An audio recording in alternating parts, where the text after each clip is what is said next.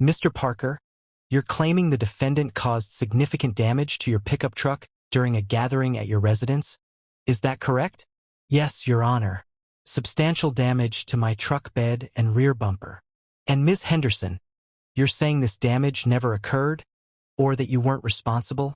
Your Honor, I'm saying the situation was completely different from what he's describing.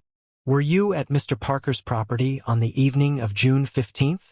Yes, Your Honor, I was there. Good. Now, Mr. Parker, walk me through exactly what transpired that evening. What time did this incident occur? It was approximately 8:45 p.m., Your Honor. Still had daylight, so I could see everything clearly. And what was the purpose of Ms. Henderson being at your home? Well, Your Honor, my brother-in-law was having a barbecue.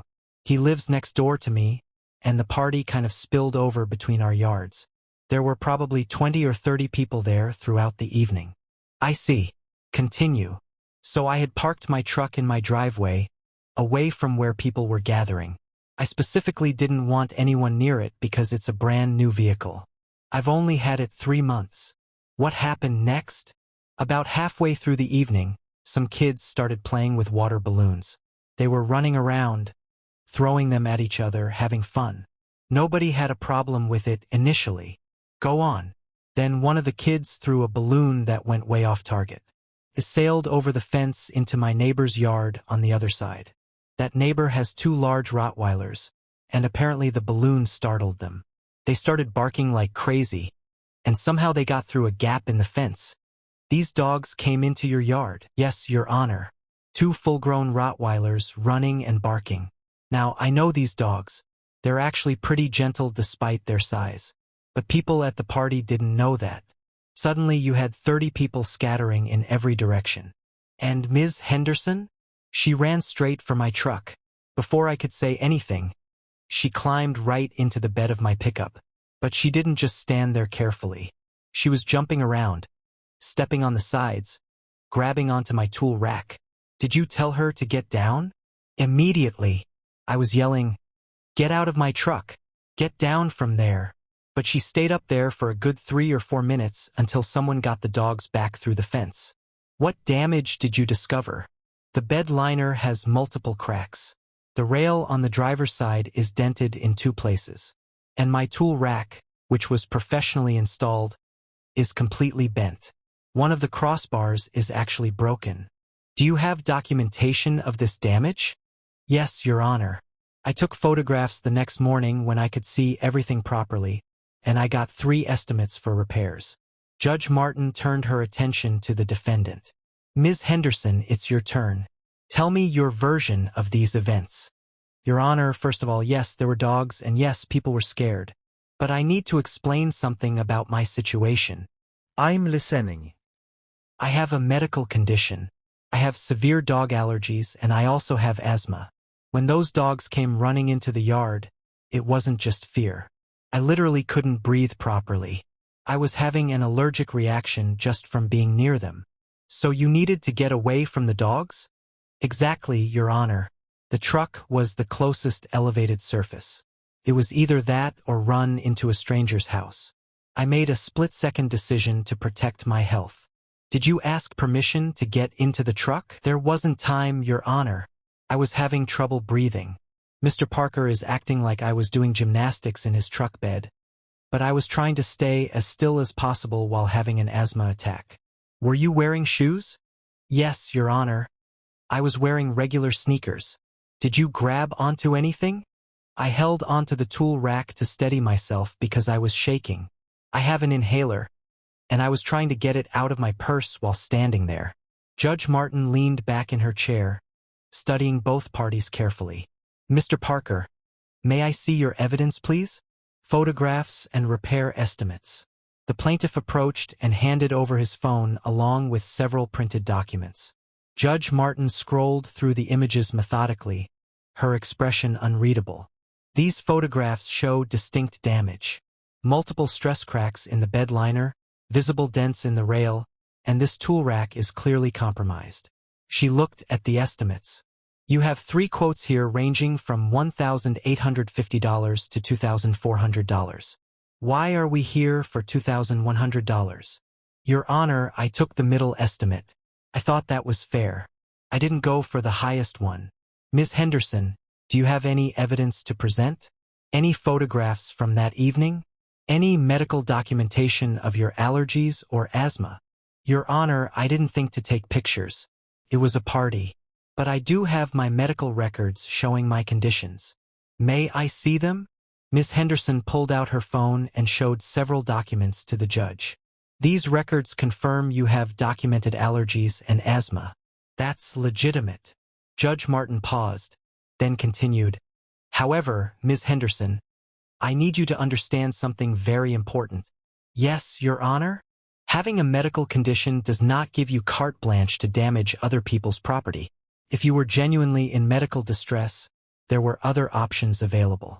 You could have run to the porch, you could have gone inside your brother-in-law's house, you could have moved to the front yard. But Your Honor, let me finish. I understand split-second decisions. I understand panic. But here's what I'm having difficulty with. Mr. Parker says he was yelling at you to get down for several minutes. Even accounting for exaggeration, let's say it was 1 minute. That's 60 seconds. If you were stable enough to stand in that truck bed for 60 seconds, you were stable enough to carefully step down when the property owner demanded it. I was scared to move because of the dogs, Your Honor. According to Mr. Parker's testimony, which you haven't disputed, multiple people managed to corral these dogs back through the fence fairly quickly. You remained in the truck bed after the immediate threat had passed. I was still having trouble breathing. Then you should have carefully climbed down and sought medical attention, not remained standing in someone's truck bed where you were causing ongoing damage with your movements. Judge Martin looked at the repair estimates again. Here's my concern with these estimates, Mr. Parker. $2,000 seems extremely high for the damage shown. Bed liners can be replaced. Rails can be hammered out or replaced. Tool racks can be repaired. Your Honor, these are professional estimates from certified repair shops. I understand that.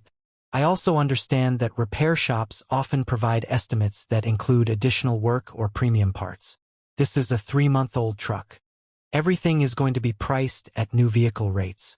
She set down the papers and looked at both parties. Ms. Henderson, your medical conditions are real and documented. However, they don't absolve you of responsibility for property damage. When you make a choice to use someone else's property as a refuge, regardless of the circumstances, you assume liability for any damage that results. Your Honor, I couldn't help. Stop. Listen to what I'm saying. You couldn't help the initial decision to climb into the truck. I accept that, but you could have been more careful once you were up there. You could have minimized your movement. You could have immediately climbed down when instructed. You didn't do those things. Judge Martin turned to the plaintiff. Mr. Parker, your truck sustained damage. That's clear from the photographs. However, I'm not convinced that $2,100 is a reasonable amount for the repairs shown. The bed liner damage is significant but not catastrophic. The rail dents are reparable. The tool rack is the most expensive item, but even that can likely be fixed rather than completely replaced. Your Honor, I got multiple estimates. I know you did, and I appreciate that you chose the middle one rather than the highest. But I'm looking at these photographs with decades of experience, and I'm telling you that the actual cost to repair this damage should be lower. She picked up a calculator and began writing notes.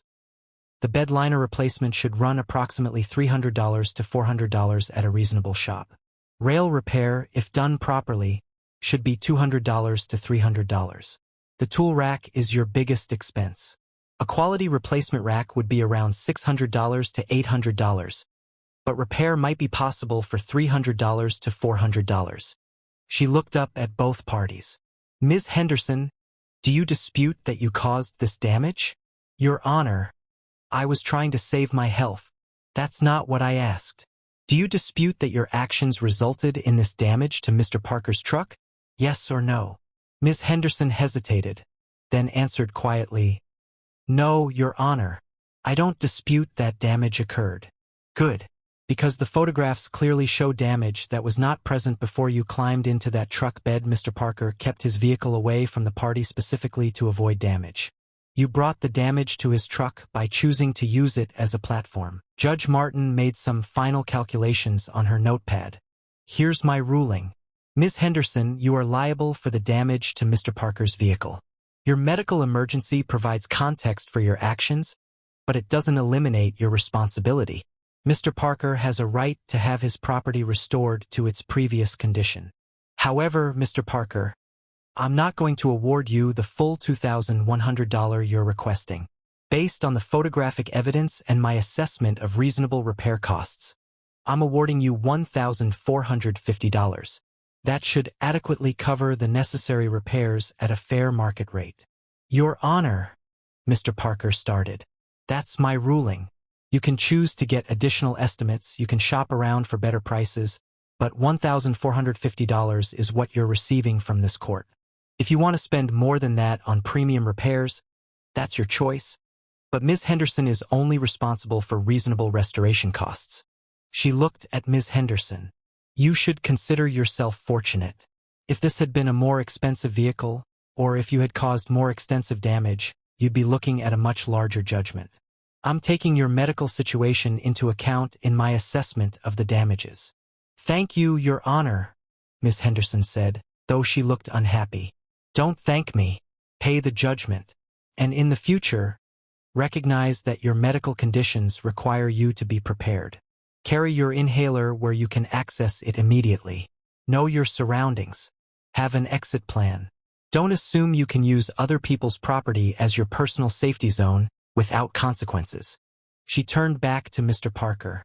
And Mr. Parker, in the future, when you're hosting or attending gatherings where there might be surprises like loose dogs, consider parking your new vehicle somewhere more secure. Prevention is worth a pound of cure, as they say. Judge Martin gathered her papers and prepared to move on to the next case. Judgment for the plaintiff in the amount of $1,450. The defendant will make payment within 30 days. Court costs are split evenly between both parties. Case dismissed. The bailiff stepped forward. All rise for Judge Martin. Both parties stood as the judge exited the courtroom.